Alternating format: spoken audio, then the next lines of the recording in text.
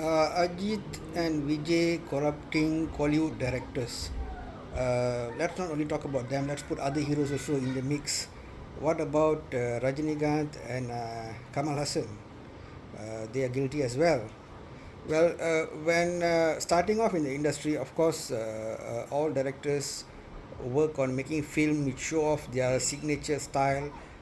They put a lot of effort in making good scripts to become a kind of voice in the film industry. However, all directors always have this desire, a dream to work with the topmost actors. So it's natural that if Rajini, Kamal, Ajit, Vijay is offering them a chance, they will jump at it because number one, the salary is big, the temptation is big, and the glamour of working with the top stars in the industry. So the directors have their own style. They have their own way of doing things. But when they're confronting this big hero persona, what do they do? Do they stand firm or do they crack under pressure and just follow what the hero says? And when they follow what the hero says, do the movies come out as they should?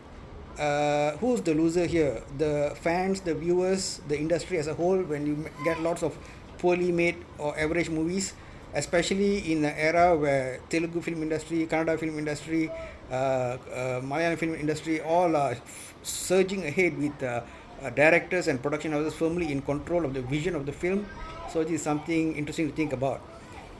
This issue came to my mind recently when I saw that Ajit starting to take director in bulk. You know, just like when we go to the supermarket, you buy soap or shampoo, they ask you to buy 3 or 4 to get cheaper price. So if he likes the director's personality, he immediately gives them 3 movies, one shot back to back. And the way they're treating filmmaking art like some kind of so package to be just mixed up and you might even argue thrown to the people.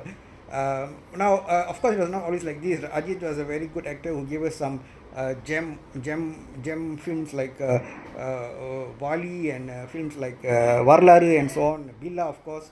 So, what's happening, right? So, the recent criticism includes good directors like H. Vinod is a good example. H. Vinod made Thiran Adhigaram Mundri, which is a cop film that everybody praised for the quality of the script writing. However, when he got that 3 film package with Ajit, Tunivu, and then the last film was, let me think back, Nerkondra Parvai, Tunivu, and Valimai. So, what H. Vinod did, everybody felt that it were very diluted films compared to H. Vinod's previous work. And now H. Vinod has jumped into actor Vijay, who is aiming for politics, and so most likely H. Vinod will make a film which has some kind of political tones. It's very unlikely that there's zero political reference in the film, and we will see whether it has Vijay heroism or is it a script-oriented movie. What are the odds you guys think it's a script-oriented movie, right? So, so do we think that director H. Vinod, his integrity and his vision as a director has been significantly compromised by trying to be a yes man to the heroes? Okay, let's look at Vijay. Now, Vijay, he wants his movies done fast. He has a timeline and he wants things to be done quick, right? The kind of work that director like Lokesh Kanagraj put into Kaidi and Managaram, right? The kind of work you will see Karthi, Surya's brother's name, come a lot here because usually Karthi would have done a good movie with these directors early on, and then only the bigger heroes will come into the picture, right? So you'll always find Karthi has done a good film with them. That's an example of good teamwork. But anyway, back to now to so after Ajit and his bulk director choosing style, as I mentioned, the allegation of the films being significantly modified to suit the hero. Another name I almost forgot. How could I forget that? Is Magil Tirumeni, right? The guy was, of course, everybody complains he's a very slow director. The previous film producer, the producer of Vettayadu Vilayadu, what's his name? I forgot his name. The Chettiar guy, he said that Magil Tirumeni is very slow. There's his criticism of Magil Tirumeni. We don't know what's true, but that's the allegation anyway. But he made some good movies with Arun Vijay and so on. However, repeatedly in interviews, Magil Tirumeni mentioned that Ajit wanted it this way, Ajit wanted it that way, Ajit wanted the film to be done in such a pattern, a road movie and all that. Hence, Vida Muirchi took a long time, became embroiled in all kind of problems, and it came out as a kind of concept that didn't really jive with many people.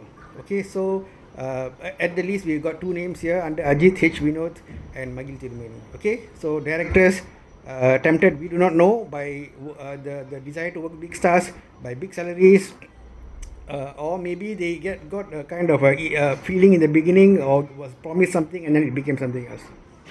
So getting back into Vijay, so what he did with Lokesh Kanagraj after Kaidi and Managaram. We had Master, which was a decent outing with Lokesh Kanagraj, and everybody expected that since they now have worked together, the next film will be even more powerful. So it became a much expected film, not in the whole of South India, not only in Kollywood, even in Kerala and so on, whereby Lokesh Kanagraj, a great cameraman, Manoj Paramahamsa, and Vijay collaborated. But the film Leo was beset with lots of issues, not least of which is very weak screenwriting script, and we saw how the second half delved into a mess. Weird concepts like sacrificing the child to gods and all these kind of things was thrown about. And even in interviews, they mentioned about how the directors and assistant directors were asked to go to a hotel to do a discussion. And in the interview, they said even in the car on the way itself, they finished their discussion and they were just chilling out in the hotel. So that's how much it has gone down. There is this Tamil Kollywood saying, "Idukku ivlo podum," meaning that have they thought that, oh, let me just get a name, get big salary, and just do it for the sake of doing, because either way the hero film will be hit, they become careless and say later I will do things how I want to do it rather than fighting with the hero every step of the way and get a bad name. We do not know. So anyway, Leo did decent numbers, but compared to what could have been, it became like a very, how to say, because some film, because they hype it so much, the initial aura is so much that somehow it runs, but too many comments and criticisms on that film. So again, the argument, has Vijay compromised or corrupted Lokesh Kanagraj as a director, right? Nelson, okay, Nelson gave two good movies, Kolamau Kohila and Doctor, right? Again, young heroes where the director has more say, more control. Again, when it comes to Vijay, pressure to finish the project within a certain period of time. The climax and all were criticized. The filming everything in one shopping complex was not done with enough excitement. Weird stunt scenes like the mini car jumping off the high floor in the shopping lot, and also certain religious sensitivities, and again weird things like fighter plane scenes and so on and so forth. So Nelson, he himself said in a interview whereby if you want to do what you want, big hero film is not the place to do it. However, Rajini was willing to listen, and they sort of worked together better. And after taking his time that he needed, about 1 year. See, the previous generation all sort of in a positive way laugh at the current generation, call it people Ilayaraja, even Rajinikanth back in the day. All these people used to work. Rajinikanth used to work 3 shifts in a day to film from morning to night. And Ilayaraja used to make 2 or 3 songs in a day. Nowadays, music directors sometimes take months and yet come up with average film. Film directors take 1 year to shoot a film and come up with average film. So I don't know, maybe comfort is pretty complacency, we don't really know. The kind of discipline and work ethic and desire to entertain that old time directors like S.P. Muthuraman had, people like Panju Arunachalam, producers AVM. Nowadays it's all like agenda based, pseudo work based directors trying to push in all these counterculture things, caste based movies, LGBT, Paranjit, Vetrimaran, these kind of crews are dominating Kollywood.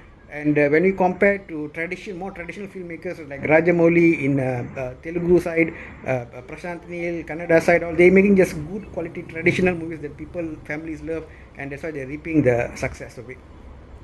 So anyway, back to Vijay. So we have Lokesh Kanagraj, Nelson under Vijay. We mentioned about H. Vinod, Magil Tirumeni, Ajit, and then let's go to Kamal Hassan. Kamal Hassan was a pioneer in this issue, because from those days there was this argument, criticism that any film of Kamal that's made by a director, it's a lot of times goes directed by Kamal himself.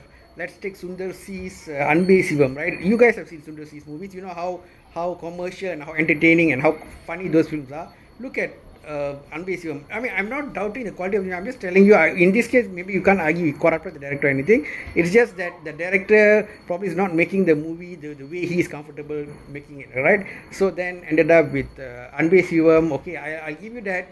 Kamal, how to say, the vision was different. Maybe the audience felt cheated kind of going to the theaters, but a long term, that was one of the films that people do appreciate. Although, don't ask me about which movie copy where, because Kollywood, everything is copied from everywhere. Kamal Hassan, he is a very big persona. So if you direct his film, there's a good chance that you may end up him being the director. Is that a good or bad thing? It depends. If you like Kamal's vision, then you might. If you like the director's vision, you might feel cheated because you went for the director's style and you did not really get it. Of course, there are some exceptions who can handle Kamal. We had Bharji Raja, we had what do you call it? Who are the other directors like Mani Ratnam, for example? They were able to tackle Kamal Hassan reasonably well. But let's look at film like Devar Magan. Again, Kamal is a bit unique in the sense that Devar Magan was a very nice film. However, again, director Bharathan, a very high quality Malayalam filmmaker, sort of walked away from the project because of conflict with the vision of Kamal Hassan. In Hey Ram, the music director walked away, but this one I'm not so sure what exactly happened. Ilaiyaraaja had to come and save the films somewhat. Finally, fanboy Lokesh Kanagraj managed to sort of work with Kamal in a way that Kamal was able to respect. Because I think Kamal, two things with him: Kamal doesn't suffer fools, and earlier in his career, he was very strong-willed. So, yeah, those two things were there. So for Kamal, I wouldn't say exactly he corrupted directors, but we can say it's a conflict of egos and also a loss of vision for the film in that sense. Okay, so let's put it that way. What about superstar Rajinikanth? Has he, in a possibly corrupted any directors? Well, Rajini mostly went for commercial directors. Okay, so Rajinikanth's a commercial focus, but that can backfire because sometimes he'll tell the director, why not you make film the way you made your previous movie. See, art is all about uniqueness and creativity. If you make the same way that you made your previous movie, then that whole specialness is lost, you see. So sometimes it works out for Rajini, sometimes it backfires. So for example, if you see his work with the director Siva in Annatha, he was quite impressed by how Siva directed Ajit in the father-daughter sentiment film, which did very well versus Petter. So what Rajini did was he says, okay, Siva, do me a commercial film with what sentiment we can use. So father daughter is done. So you go for, like, say, brother sister. Would that work out? So it was like a very calculated, very left brain kind of a project. It was not art; it's right brain. It's about creativity and so on. So that does backfire on Rajini at times. Other examples, a good recent example is Vettayan, right? Vettayan's director T.J. Gnanavel, he's like a very social activist kind of a filmmaker, very docudrama kind of serious filmmaker. So he did very well with Surya.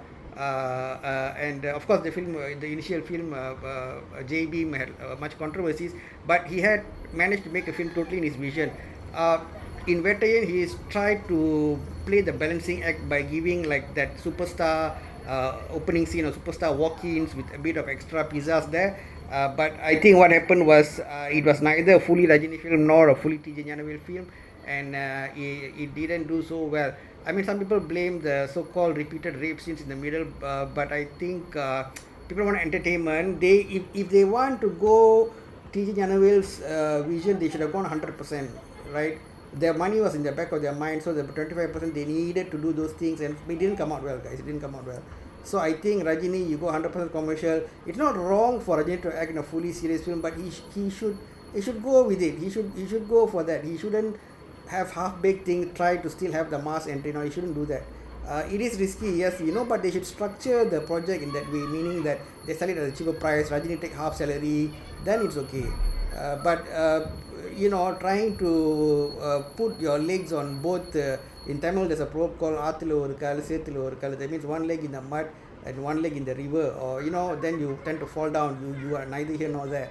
So yes, Rajini also has allegations of compromising his directors, especially those who have a more unique vision or different vision, like T.J. Gnanavel. Of course, I personally have issues with the work group of directors, but that's a different topic. And as I mentioned, it didn't work out too well. Siva, but Siva, we can't say much because Siva, he has a lot of issues in direction actually. Too much spirituality sometimes can be a bad thing. And that's that. But however, strong directors like Maniratnam managed to bring out the best in Rajini. Everybody, not say, okay, okay, it's wrong to say everybody. Majority of people love Talabadi. It was like the whole team, the whole is, I call it the best. I should do a video on the best Rajini teams, right? Because some movies where all the technician, the whole team works so well, right? One of it is Talabadi, right? So that's when things went very right.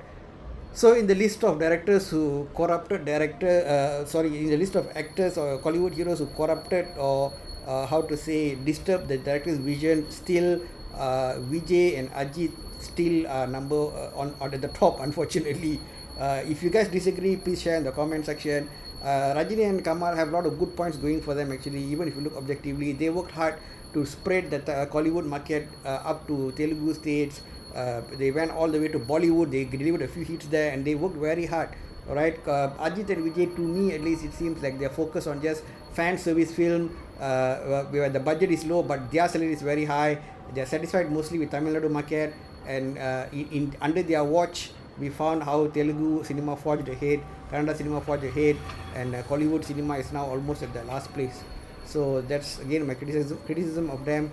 They are all halfway away from cinema industry now, whereby Vijay is going to politics. Vijay is a very goal oriented person, a bit of a selfish person again. So that's my perspective. I'm not sure how much he cares about cinema as a whole.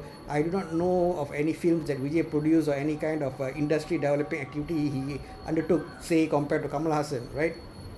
And Ajit, again, he's more interested in racing. Cinema for him, it seems to be just like a side thing that he's doing to earn money. So under their watch, unfortunately, the industry did not grow so well.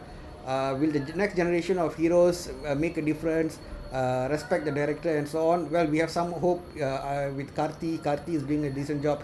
Even Siva Karthikeyan seems to be able to balance his input as well as the director's vision. So let's hope that in the future these allegations of our heroes diluting or distorting the directors or spoiling Kollywood directors talent pool will not happen again in the future. Okay guys, share your thoughts in the comment section below. Thank you, take care, much love, bye bye.